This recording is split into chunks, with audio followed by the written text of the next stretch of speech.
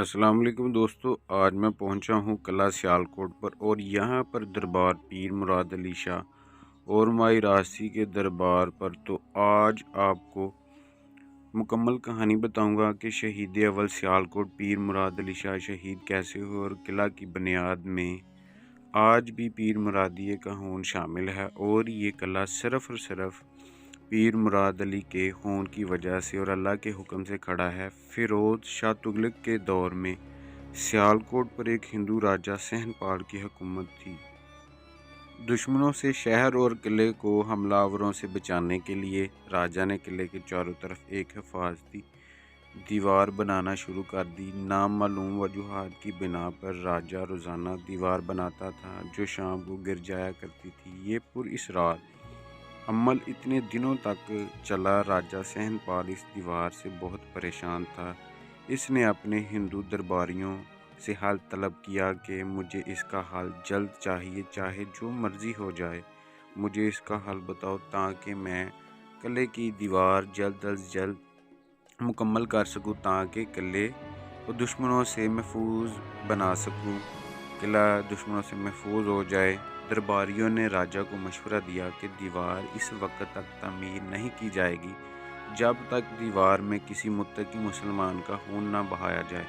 राजा ने इस तजवीज़ को कबूल कर लिया और एक मुत्तकी मुसलमान की तलाश शुरू कर दी। और राजा के सिपाही दिन रात इस मुत्तकी मुसलमान की तलाश करने लगे। और फिर एक दिन मुराद अली नामी एक मुसलमान नौजवान नदी ऐग के किनारे वुज़ू करते हुए पकड़ा गया, जो आज भी शहर में नदी ऐग बहती है। राजा की फौज ने पीर मुराद अली को राजा के सामने पेश किया तो दरबार में मौजूद पंडित कहने लगे कि इसका खून दीवार की बुनियाद में डालें। तो पीर मुराद अली की उंगली काटकर खून दीवार में डाला गया और दीवार बनाई गई। तो दीवार बन गई। फिर राजा ने कहा कि इसे शहीद करके इसका सर दीवार में दफन कर दिया जाए। तो पीर मुरादी को शहीद कर दिया गया और किला की दीवार जो बाद में नहीं गिरी और इस किले की बुनियाद में पीर मुरादिये का खून शामिल है। पीर मुरादिये को शहीद कर दिया गया। जब माई रास्ती को पता चला कि मुराद अली को शहीद कर दिया गया है तो वालदा ने रो रो कर उस वक़्त के सूफ़ी बुज़ुर्ग हज़रत मुल्क शाह वली से अपने बेटे का बदला मांगा। तो हज़रत मुल्क शाह वली ने मुराद अली शाह की वालदा को मदीना सऊदी अरब जाने का मशवरा दिया।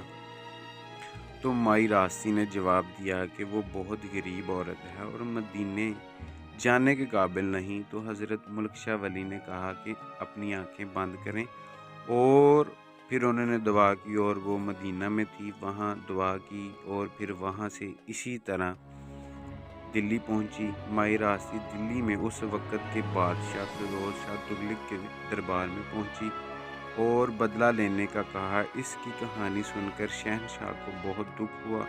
इमाम अली उल हक इस वक्त बादशाह के मेहमान थे। ये हिकमत खुदाबंदी थी कि इमाम साहब वहाँ पर मौजूद थे।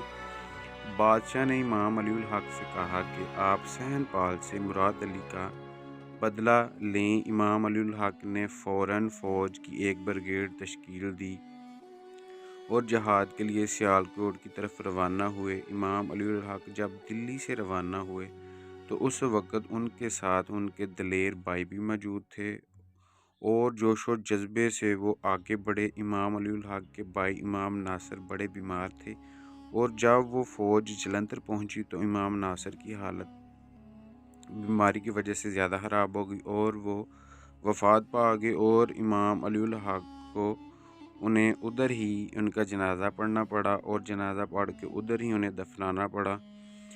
और आज भी जलंधर में इमाम नासिर का मज़ार मौजूद है। जलंधर में अपने भाई की कब्र कुशाई के बाद फ़ौज आगे बढ़ाई और जब इमाम अली उल हक की फ़ौज जगतपुर मौजूदा पसरूर में पहुंची तो वहाँ के राजा से इमाम अली उल हक की फ़ौज ने जंग लड़ी। सियालकोट के राजा का भाई उस वक़्त जगतपुर का राजा था, तो बड़ा ज़ालिम और जाबिर राजा मशहूर था। दुश्मन तादाद में ज़्यादा होने के बावजूद भी वो जंग हार गए थे और इमाम साहब के एक और भाई میراں بہادر برخوردار نے بہادری سے مقابلہ کیا اور بے شمار کافروں کو قتل کیا اور شہید ہو گئے، اور ان کا مزار بھی پسرور میں موجود ہے، اور راجہ کی فوج ڈر گئی اور جنگ سے بھاگ گئی۔ مسلمانوں کی فوجیں فتح یاب ہوئیں اور آگے بڑھیں۔ امام علی الحق نے سیال کوٹ پہنچ کر پیر مراد علی کا بدلہ لیا، اور جب قلعے پر پہنچے تو اپنے بھتیجے پیر سرخ روح شہید کو حکم دیا کہ قلعے کا دروازہ توڑ دو، اور سرخ روح شہید نے نعرہ تکبیر بلند کرتے ہوئے قلعے کا دروازہ توڑ دیا اور جنگ لڑی گئی اور مسلمان فتح یاب ہوئے۔ آج بھی قلعے پر پیر مراد علی شاہ اور مائی راستی مطلب دونوں ماں اور بیٹے کا مزار موجود ہے، اور ان کی قبریں ایک ساتھ ہیں۔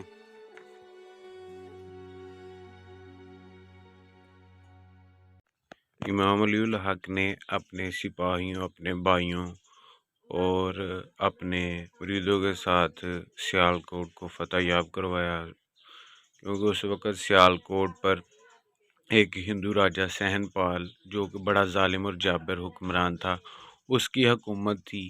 انہوں نے پیر مرادیے کا بدلہ لینے کے لیے دلی سے اپنا سفر کا آغاز کیا، دلی سے سیالکوٹ پہنچے، اور یہاں پر یہ جو آپ کو اس وقت قلعہ نظر آ رہا ہے، قلعے پر دربار نظر آ رہا ہے، یہ جو آپ قلعے کی حالت دیکھ رہے ہیں، یہ اس وقت اس راجہ کا ایک دفاعی گھر تھا، دفاعی قلعہ تھا، جس کے اندر وہ رہ کر ہدایات جاری کرتا تھا اور اپنی فوج بھیجتا تھا جنگ لڑنے کے لیے۔